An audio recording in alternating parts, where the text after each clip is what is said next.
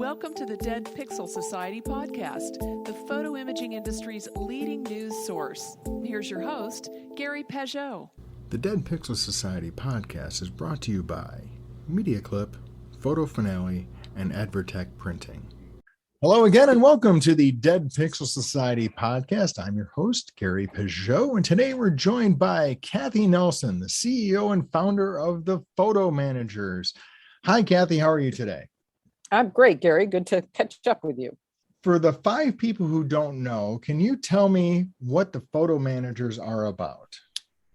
We are an international community of people. So we support small business owners, entrepreneurs who offer photo organizing, photo management services to the overwhelmed client in business, which just about everybody in the world at this point. So we started in 2011, basically helping people with their analog photos, which were, stuffed in boxes and were a mess, and they needed them scanned and digitized. And today it's become a lot of really digital asset management because the average consumer today has about the same amount of digital assets that a small business did just 3 years ago. And that was really the launch of what we now call the shoebox scanning business, right? So your members or partners are people involved with helping consumers deal with their memories. Right. And so when we say members, so people pay, like an association model. We are an association, a membership community. They pay me an annual fee. And in exchange for that, we connect them with one another and also do a lot of teaching and training on how to help the consumer that's overwhelmed. So it's, and we really tell a lot of the message that our members really believe firmly in is we start with why do you take photos? Because when you say to a client, I'm going to help you organize your photos, it's kind of like, I say, it's like watching paint dry. Like nobody gets excited about that concept. Yeah. But if you say to people, what is it? Why do you take photos? What is the purpose of taking photos? And most people will start to tell you, well, it's for a memory. I want to capture a memory of my child, or, first day of school, or when the babies are born, or all those reasons that we all know. And then we talk about, well, there's stories. We tell stories with our photos today. It's our visual heritage and video, increasing video. And the problem is if you are just taking, thousands of photos sandwiched between selfie shots and food shots and married, you like these red shoes I'm buying today. In the middle of that is all your kids' first day of school and things. You're losing touch with your visual heritage. And then people really understand why this is so important. There's a lot of technology that's being applied to that problem, like Google Photos and et cetera. But it seems to me like there still needs to be a human intervention. A lot of people, it's funny that people that are really in technology will say to me, well, AI is going to solve this problem, right? And I say, I have a great visual, of course, we're on a podcast, but when I talk about this, I show a picture of my husband and I adopting my son as a newborn, holding this baby. I show his 23andMe screenshot of when we found out what his genetic background was when we did a 23andMe. And then I show a picture of him standing with a young woman who looks adorable, and he's adorable. They're like in their mid-20s and she's holding flowers. And I say, okay, AI will tell you that this picture, especially the current picture, was taken at Bradley International Airport, the date, probably the type of flowers. It'll facial recognize Joshua and Belinda. It'll know probably the person in the background that's fuzzy right now. And it's going to know everything, right? And of course, what it doesn't know is that's the first time that Joshua ever looked in the face of somebody who looked like him, because we connected with a cousin through that 23andMe experience. Okay.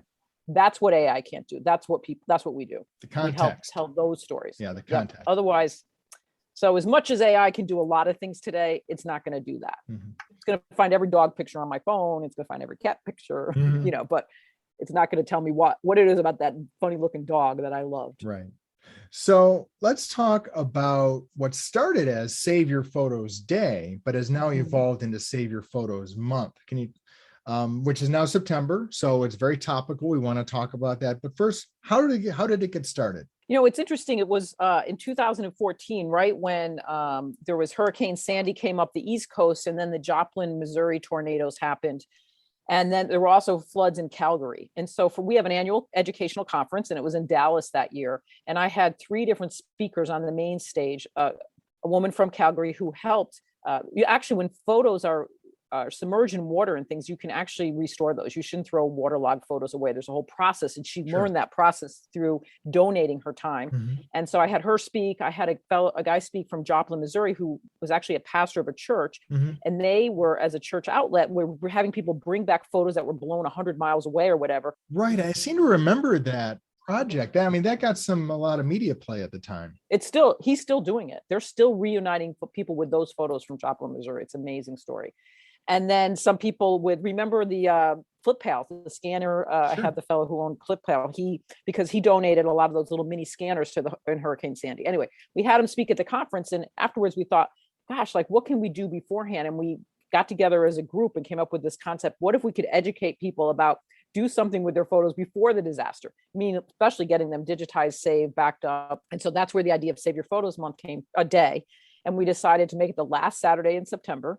And we put together like an event kit, and we had, I think, over 150, 200 events all over the world where people would do talks at museums, at libraries, at fire stations and stuff. And we would tell people about the importance of digitizing their photo collection. And that was in 2014. Correct. And then when did it become a month-long project? A couple of years later, we realized, first of all, the last Saturday in September, believe it or not, is the day of every fall foliage, apple picking, Right. corn hop. I mean, you name it. Everybody does it the last. So we were competing against a lot of things. And then people said, why does it have to just be one day? And that was a really good point. Mm-hmm. So we decided, let's just make it the month. And we do. And it's crazy now how these weather extremes, I mean, if we had any idea that we'd be talking about just in the past week, we've had, Hurricane Ida just came through New Orleans and is, they're still without power. And we had up here in New England, we had I think it was Hurricane Henry just came up and hit where I live. And then the fires in,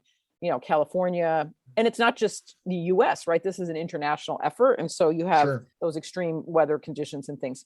So we decided to make it a month in 2016 and gave people and then we got a lot more people involved. A lot of the photo retailers started getting involved with us, and anybody that touches people in photos in any way can join in this effort. What are some of the countries involved in Save Your Photos Month? Because you said it's international. So we have members. We have members all over the world because this is a worldwide problem, right? So we have members that do photo organizing in Portugal, in Brazil, in Mexico, in Portugal, and the Netherlands and the UK, Australia. So those folks all participate in this. And this year we have, for the first time, we have little mini classes in Polish, German, Portuguese, Spanish, and Dutch. So that gives you an idea, just that we have an internet, we have multiple languages at this point. And last year, when we switched in because of COVID, we did it online. We were able to track what the top countries were in terms of viewing these little mini classes that we do now. And they included US, Canada, Australia, UK, Brazil, Netherlands, Kenya, New Zealand, Malaysia, and France. Okay. Those were the top countries. So people want information and help with their photos. So prior to last year, there were in-person events and you moved it to virtual last year. And that's something you're going to continue with this year, correct? Yeah, we were surprised, just like everybody, how I think when you went from in-person events to virtual events, that there was such people adapted pretty quickly. So we suddenly found much more success actually by we put a call out for speakers, and we asked our members, community, or anybody could be a speaker, and our sponsors, to put together what we called mini courses, right? Because Gary and I were laughing about the attention span of the average person today is pretty low, and mine included. So we thought, well, what if we gave people like a little mini class, like 15 minutes of a short bit of information, like, 3 top ways to scan your photos, or 3 top ways. And we were shocked by the response. And so this year we're repeating that. We have over 40 mini classes throughout the month of September. And then this year we're adding some live events where people can join and ask questions in real time. And we've been promoting that heavily. And we have a huge list of people joining every day to sign up to go to see those classes. And it's free. What's the cost to be involved as an attendee to this? Nothing. It's free information. And we keep it live through October 31st. So we don't want to leave it live forever because we do want people to come back year after year. So it's all these classes are free. And the benefit to the course producer, the person who has donated their time to create a course, is they get to make an offer at the end of their little course if they want to build their list, or whatever it is that they want to offer. We're fine with that. So it's kind of a win-win. It gives people credibility, and we do a lot of promotion around their talks. And then But the consumer gets to watch these for free. So can you tell me a few of the presenters that you have? So for our this year, for the first time, like I said, we're doing every Wednesday, we're doing a live Zoom call where people can join. And we have Matt Paxton. He's the TV celebrity from Hoarders, but also on Legacy List, which is a PBS show. He's a expert in the downsizing world of, and has a lot of sponsorships with AARP. He's a great guy. In fact, you should have him on here. If you've not met Matt, you would get along great with him. He's passionate about helping people. He goes into this Legacy List. He goes in people's garages and does a whole film series about all the things that what is our legacy, right? What are the he finds boxes of photos or, old army jackets or all sorts of things. And it's a very popular show on television. So he'll be one of our speakers. Rachel LaCornison, who has Save Family Photos she on Instagram, she has almost 100,000 followers. She does one photo a day that people send in and tell a story about. Yeah. And she gets a huge number of comments on that. Yeah. She's speaking. Yeah. We have somebody called Miss Freddie. Her name is Casey. She's like kind of our rock star she's a millennial mom who was a professional photographer doing kids photography and then switched to remote digital photo organizing and has a long waiting list of clients. And she also does a lot of training. And so she'll be speaking with us. And then many of you on the call may know, I'm sure know Joellen Gray, from formerly marketing director of Fuji. She started a program called the Photo Gifters, and they'll be on talking about ways that you can, fun things to do with your photos. Because the whole idea here is we always tell people, again, there's a purpose to organization. It's really to get your photos back in your life, whether it's through gallery walls, photo books, online galleries, some way that you can access and enjoy those photos. So we'll have a whole series of live conversations about that throughout the month. Then just thinking in terms of who the speakers are, they're all members actually of our community who are expert photo managers and photo organizers. And they've come up with cute little titles and everything from, how to make sense of your old family photos. She was a former museum curator. The people that join us to do this for a living come from a really diverse background. Sure. So we have Adobe, Adam Pratt, maybe you've met Adam. I don't know if you've done a thing with Adam yet, but he's, works for Adobe. He has a very successful photo organizing business at this point. Right. So we have everybody from Adobe Lightroom developers all the way to museum curators that just have a passion for this and want to offer it to clients and make money at it. Well, I think you've touched on one of the things that makes this so important for people is it does intersect in a lot of different areas and interest places that people have. For example, people may be interested in family history who don't really think about it, but photography is very important to that. The old-timey pictures that are surfaced by Ancestry.com or MyHeritage or some of those. Those are gold, and those are photographic memories that they may not have gotten into family history to discover photographic artifacts of their family, but there they are. And all of a sudden, those are golden. Those are wonderful things. So I think what makes the photo organizers interesting are the different ways that intersect with different sectors of the marketplace, because you have the family history side, you have the gifting side, you have the decor side, the photo book side, all of those areas intersect. Yeah. And especially, it's interesting, the family history genealogy. We also have Carolyn Gunther, who's well known in genealogy speaking, but absolutely. When you're if you get into family history, which we know is huge, right? And we go to Roots Tech or the Ancestry.com or anything, photos is a big part of how you showcase those stories. Right. If you have this amazing story of a family member who came over, in the early 1800s or something, if you can find a photograph of those people, it brings that whole story to life. Right. And video as well. One of our members I just spoke with the other day, he actually worked for Chevron. He was a geophysicist for 40 years.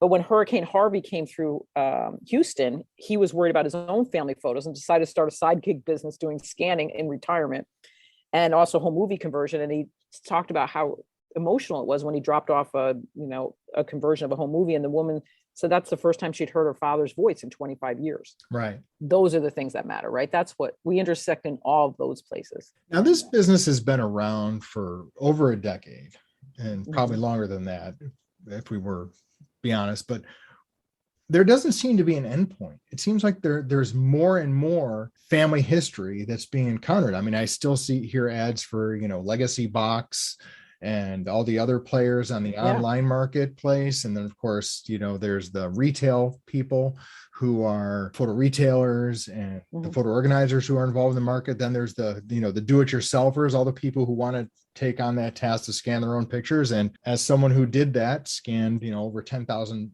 pictures of my own, it hurt your arm to put your arm up to the scanner every few seconds. It's an arduous process, but there doesn't seem to be an endpoint. I don't think so, especially now with the digital, because, right, people are still uncovering, I don't know statistically, what the numbers are, but people still constantly are uncovering large family collections of photos and videos and things like that are the analog version of it. But the digital, so we have some members who only do digital photo organizing. Digital, basically, it's digital asset management. They're not calling it that, Right. but they're taking, the average person, I think now they're getting people with 200, 300, 400,000 digital photos in multiple locations. And the first thing they have to do is get them all out of, they've got them in Dropbox, Google Photos, maybe Amazon, maybe they tried Mylio for a while. They tried this one, they tried that, everybody, and then get them all into one place and then run deduplication software through it.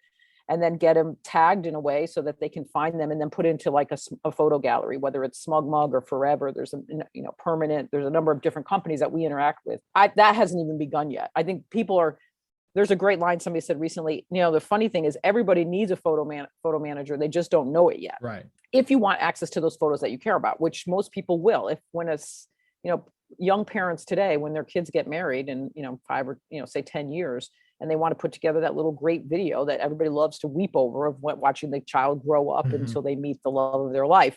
How are you going to do that if you haven't figured out some form of organization of all those media files? I know of a few businesses that interact with funeral homes, and they take those pictures and they do the end of life memorial celebration, either a book. Sometimes they're not, now they're even doing books, or they're doing videos, or doing something. And that's something that is incredibly impactful to families where, like you said, they may be seeing pictures that they didn't realize of, the deceased as a young person. Incredibly valuable to a family. Yeah. It's a heart business. And what's amazing about it is, again, it's across all cultures. It's not, a US or Canadian or American English speaking phenomenon. We see it, for instance, in Brazil. It's a big market in Brazil. They take a tremendous amount of photos, and they care about those family photos and want to share those stories. It's really about the stories. I think, to me, photography is a visual way of telling a story. And again, I throw in video because I just think that's becoming another common form of communication because of the access to do it on our phones. But really, why are you doing it? Right. What's the point? And if you lost all that, people, like, that's what we noticed in 2014 is, of course, it makes for great television or news media when you find they always show the one family member picking the frame photo and sweeping the glass. Right, because their pictures are incredibly valuable. And that is what people will re-enter their home to get. They're not going to, go back in for their CD collection or their videotapes of movies they've rented. They want the videotapes of their own family. Yeah, so that's really the reason for Save Your Photos Month, is just a way to kind of pull awareness to the general public. And then we've added this whole educational piece because we realized it wasn't that motivating to, when a natural disaster comes, you might lose all your photos. Of course, today that might be a little bit more realistic because it seems to be happening in everywhere. It's crazy. These, look at Tennessee. Crazy things that are happening. But at the same time, so it's much more, we've broadened it significantly and made it much more like a fun project. We have a Facebook group we call Advice from the Pros, where we tell people, so before I let them in, they have to agree that they're not going to sell anything. So it's meant to be an educational only Facebook page. And they have to say what problem are they hoping to solve. And I add now at this point, 30 to 40 people a day. We're up to almost 4,000 people in that little group all over the world. And it's amazing. I have this, I could tell you, we could pull the spreadsheet up, what it is that they say. And it's always, I need help. I'm overwhelmed. I have way too many photos on my phone, or I inherited my grandparents, photos from my grandparents, and I just don't know what to do with them. Or, it's amazing, the similarity. Right. Thousands of people have given me the reason why they want to, they want advice, and most of them don't know where to start. Where can people start to find out more information about Save Your Photos Month? Yeah, just go to saveyourphotosmonth.org. Or go to thephotomanagers.com and click on our on the top bar. It'll say Save Your Photos Month. It's free. You only have to register once. You'll get an email with, and all the classes will appear in your dashboard. You can watch them whenever you want at your over through the end of October.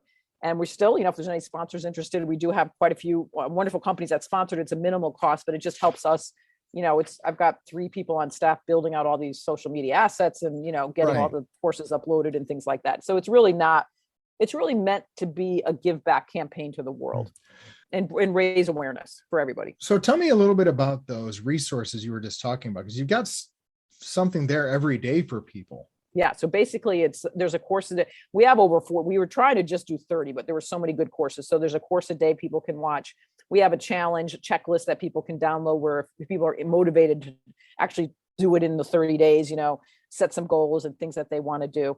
It's every Wednesday at 1:00 Eastern Standard Time, starting tomorrow, or starting out September 1st, that we'll have our live Zoom calls that people can join. And so we're, hoping they can go to the Facebook group and ask to join Advice from the Pros, photo organizing advice from the pros. And if you're a pro listening to this, which I imagine most people are, that are listening to this, go ahead and join that and answer questions. We ask the pros to identify themselves like as a pro. And if you're looking for clients and things, you can't sell yourself. But I know many of our members and smart marketers have learned to show up answering questions, and eventually people will private message them, because honestly, most people aren't going to do this themselves. Yeah. We know that. This is kind of a nice way to drive people to. It's interesting because it's a very personal process, right? Because the pictures mean a lot to yourself personally, but most people don't have the skills to actually effectively manage what they're doing, which is why they need help. Yeah. At first, when I started this, never dreaming I'd have an association of thousands, hundreds of members all over the world offering this service. I called myself a personal photo organizer because somebody wanted me to make a photo book for them. And I was like, you want me to make a photo book, a scrapbook? And I was like, okay, let me go to your house and let me get the photos. And then it was like, wow, these photos are a mess. I can't make a photo book unless I organize them in some way. So I called myself a photo organizer. And then I tacked on personal because I thought these are their personal photos. Right. It's a personal. And so originally we were personal photo organizers. Then we were the Association of Personal Photo Organizers. And 18 months ago, we switched the photo managers to grow into the future, because it's really a lot about photo management on many, many levels, and not just photos, but videos and things as well. And so that just felt like a more current term for the future. Well, great. Well, thank you, Cathi, for your time and your expertise. And once again, where can people go for more information? So go to thephotomanagers.com or go to saveyourphotos.org, and you'll get access to all the classes and, lots of emails and support that will drive you and direct you to this through this process. And enjoy. Let us know if you watch some of these classes. They're short, 10, 15 minutes, so that it doesn't take a lot of your time, but you'll hear from experts on lots of different topics. Well, great. Well, thank you very much. And look forward to hearing how well it goes. Thanks, Gary. Thanks for having me. Thank you for listening to the Dead Pixel Society podcast. Read more great stories and sign up for the newsletter at www.thedeadpixelssociety.com.